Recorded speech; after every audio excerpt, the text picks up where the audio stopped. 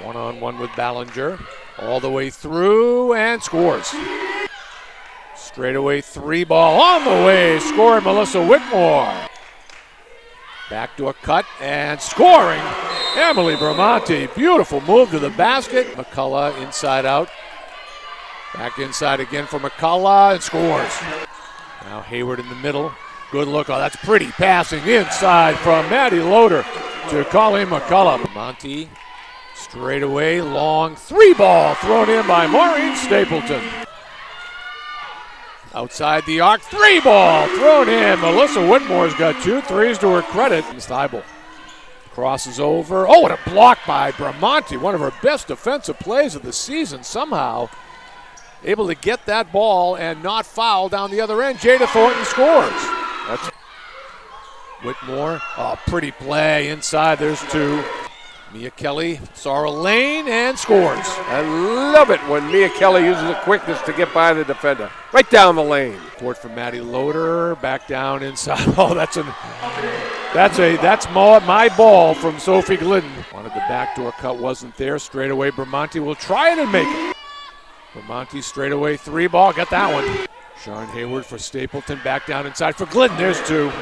Mia Kelly to the baseline, little pull up. Boy, that's a tough shot. She knocked it down. She's got to shoot it. It will be Thornton, and she knocks it down at the buzzer.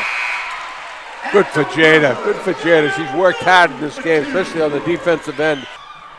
Back down inside for Glidden for 2. Bramante wide open 3 ball, and the Skyhawks take a 2-point lead. Thought about the 3 ball. Bramante will take it, get another one. Back down inside Mia Kelly. Turns and scores. And there it is for Sophie. And can't get it to fall, but the offensive rebound. Loader back up and in. Loader all the way through and lost it. Got it back and score.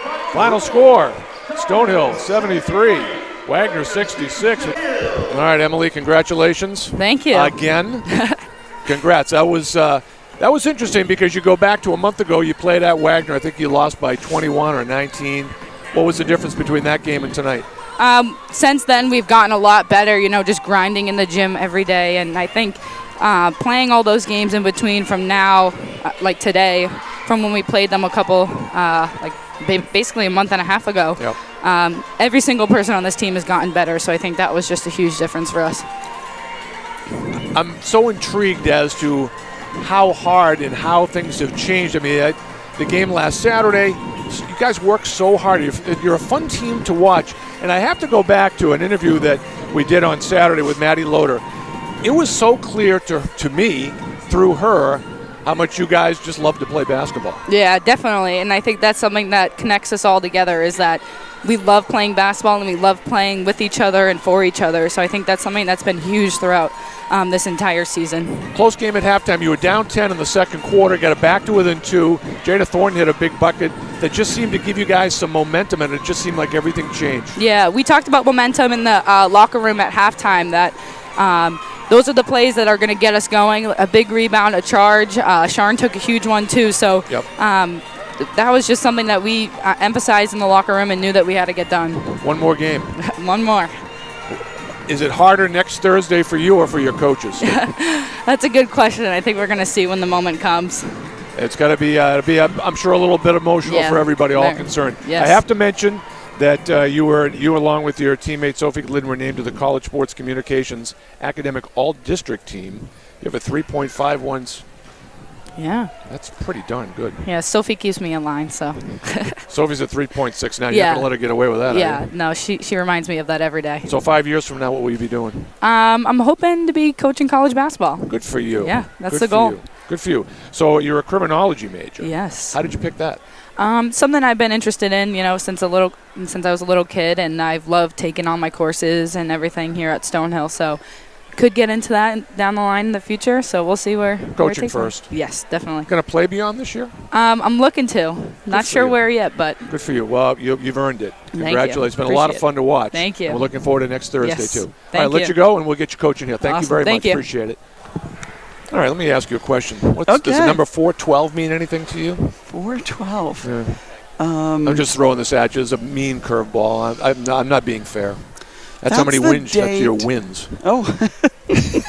How's that, huh? Oh. 412 wins. 412 was very satisfying, I suspect. That was my favorite game all year because, at this time of year, it's a grind. Our bodies, the bodies of our players have broken down. That kids are really banged up, but this team is so resilient. They've worked so hard this week in practice, and they haven't given into it doesn't mean anything. We're not going to the playoffs.